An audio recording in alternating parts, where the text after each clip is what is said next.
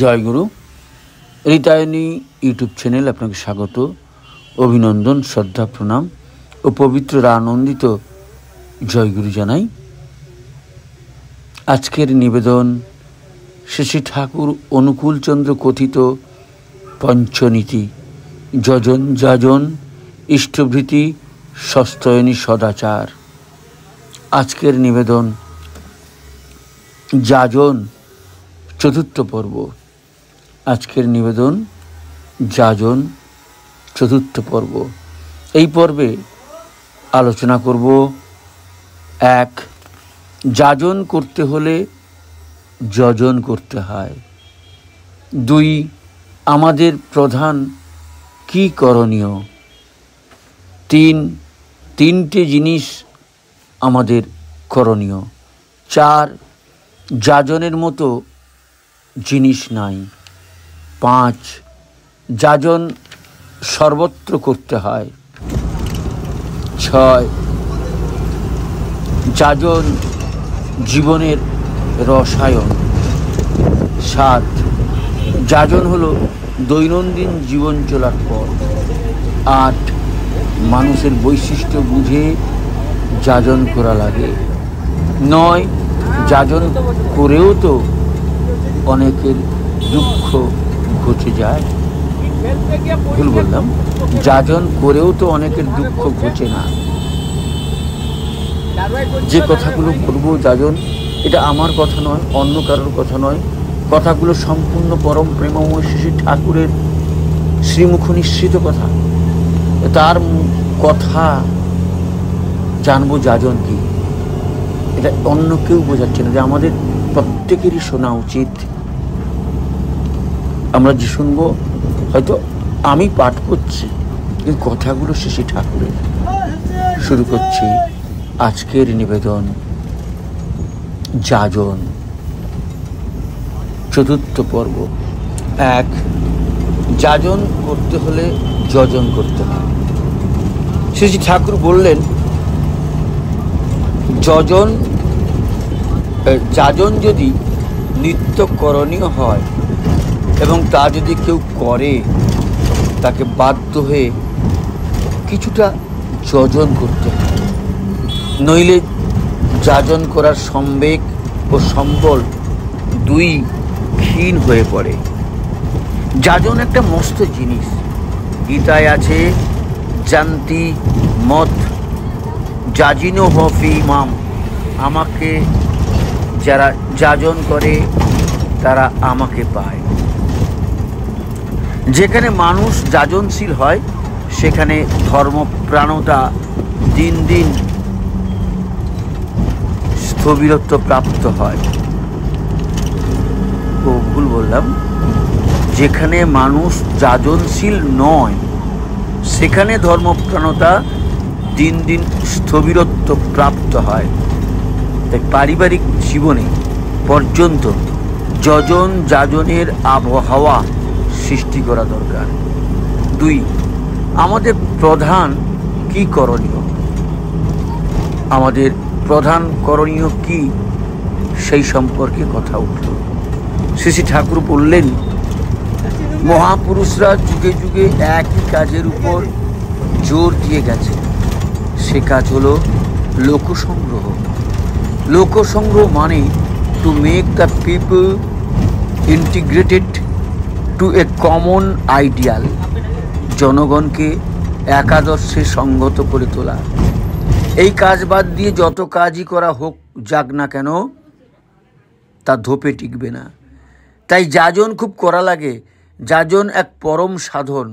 এতে জাত সমাজ যেমন বাঁচে, তেমনি যাজন করতে করতে মানুষগুলিও তৈরি হয়ে ওঠে।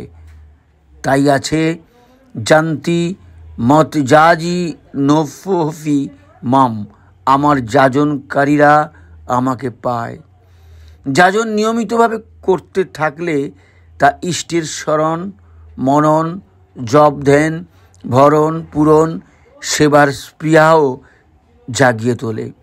ভালোবাসার সম্বেগ আসলে ওইগুলি করা আসে। 3. তিনটে জিনিস আমাদের করণীয়। বিকেলে দাদারা জ্যোতি আশ্রমে শ্রী ঠাকুরের সান্নিধ্যে এসে বসলেন। কথা প্রসঙ্গে শ্রী ঠাকুর বললেন, 3টি জিনিস আমাদের বিশেষভাবে করণীয়। প্রথম হলো যজন, অর্থাৎ নাম ধ্যান, পূজা পাঠ, আত্মবিচার, আত্মবিশ্লেষণ ইত্যাদির ভেতর দিয়ে নিজের মনোজগৎকে ইষ্টের ছন্দানুবর্তী করে তোলা।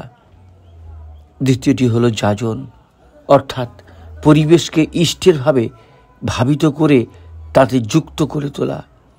পরিবেশ বাদ দিয়ে আমরা কেউ একলা বাঁচতে পারি না, তাই পরিবেশকে গড়ে তোলার জন্য সক্রিয় প্রচেষ্টা চাই। যাজন তাই আমাদের নিত্য করণীয়। আমাদের প্রত্যেকেই ফিশার অফ ম্যান, মানুষ ধরার জেলে হওয়া লাগে। আর চাই ইষ্টের ভরণ ও পোষণ, এর ভিতর দিয়ে তার উপর টান গজায় এবং সেই টান আমাদের জীবনে নিয়ামক হয়ে ওঠে। এর কোনোটা বাদ দিলে চলবে না। 4, যাজনের মতো জিনিস নাই। একজন বললেন, যাজন নিয়ে থাকতেই প্রাণ চায়, ওতেই সবচাইতে বেশি আনন্দ পাই। শ্রী ঠাকুর বললেন, যাজনের মতো জিনিস নেই। যাজনের সময় কত কথা যে মুখ দিয়ে বেরিয়ে যায়, নিজেই ভেবে অবাক হয়ে যেতে হয়। ভাবমুখী হয়ে থাকলে পরমপিতা রাস ঠেলে দেন। ভেতরে যা কিছু জমায়েত আছে ফুটে ফুটে ওঠে, বিন্যস্ত হয়ে বের হয়।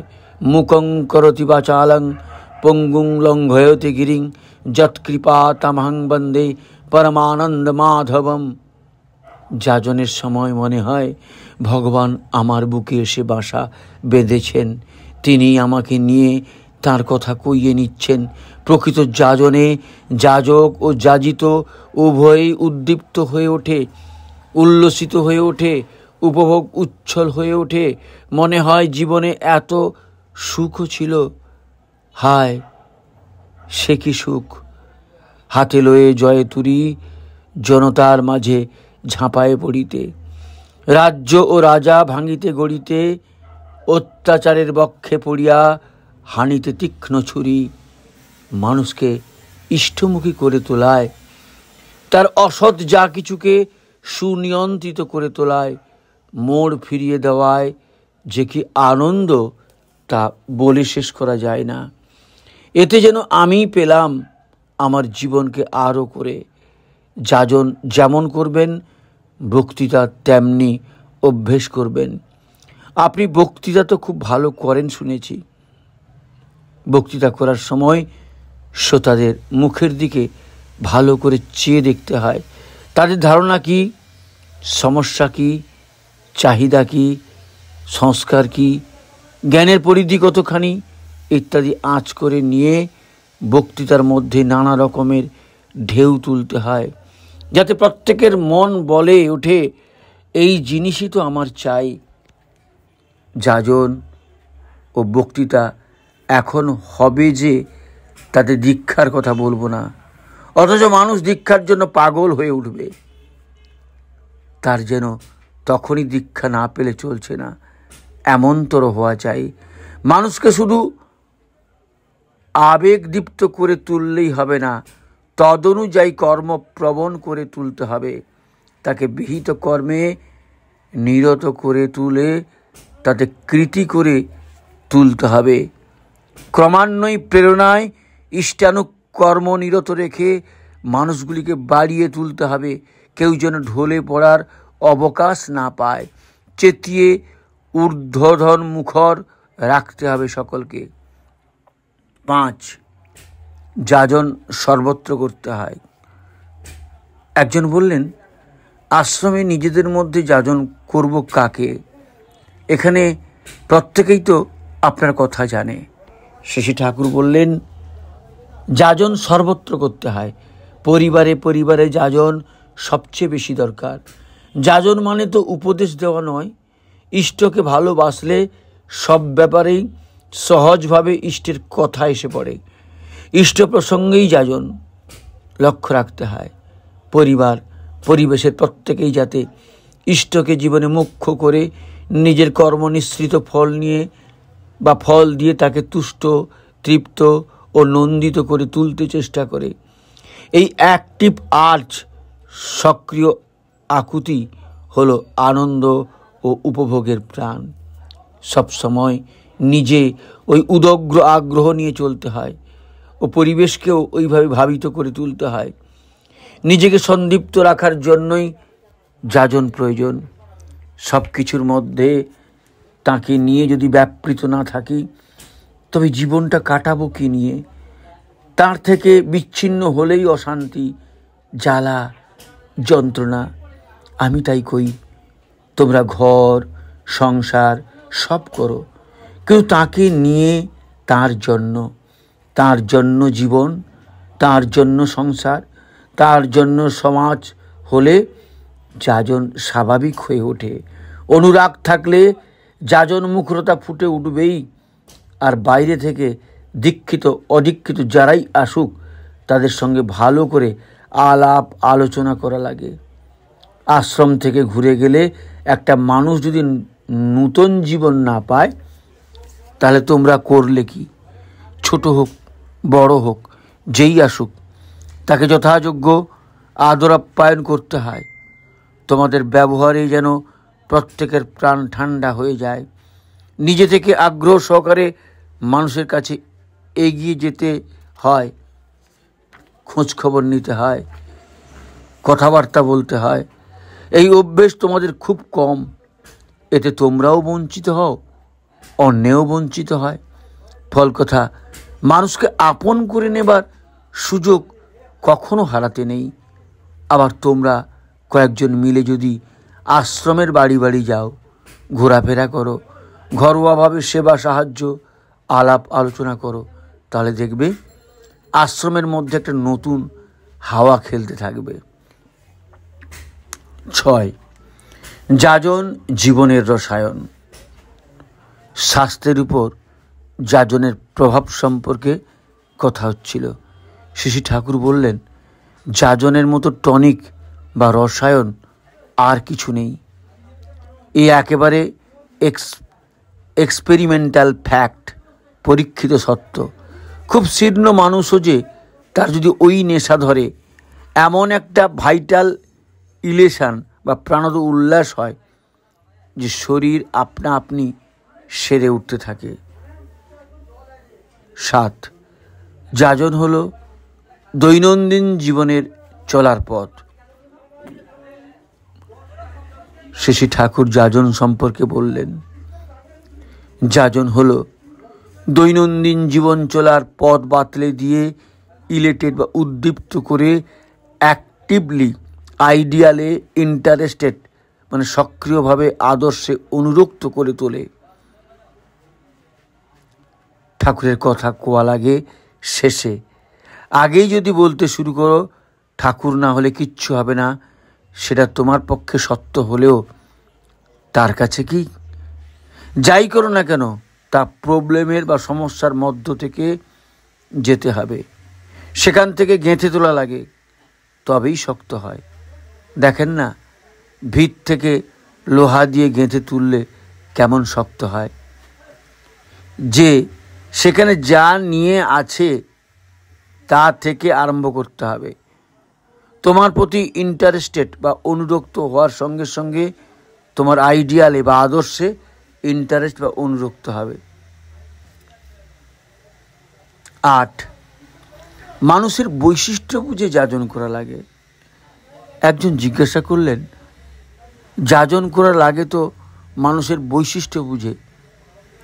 শ্রী ঠাকুর বললেন, আগে তার নিড বা প্রয়োজনগুলি, সমস্যাগুলি শোনা লাগে, বোঝা লাগে এবং তার ভিতর দিয়ে অগ্রসর হতে হয়। যাজন মানে তো ঢিল মারা নয়। 9 নম্বর, যাজন করেও তো অনেকের দুঃখ ঘোচে না। একজন বললেন, যাজন করেও তো দুঃখ ঘোচে না। শ্রী ঠাকুর বললেন, মনে রাখতে হবে যে তোমরা আমরা যা যাজন করি তা যেন যথাসম্ভব আমাদের চরিত্রে ফুটে ওঠে। আমাদের চরিত্র ও আচরণ যদি আমাদের মৌখিক যাজনের প্রতিবাদ করে, তাহলে মৌখিক যাজন কিন্তু অনেকখানি নিষ্ফল হয়ে যায়। যাজন যে সপরিবেশ তোমাদের আশানুরূপ উচ্ছল করে তুলছে না, তার কারণ কথা কাজে অসঙ্গতি।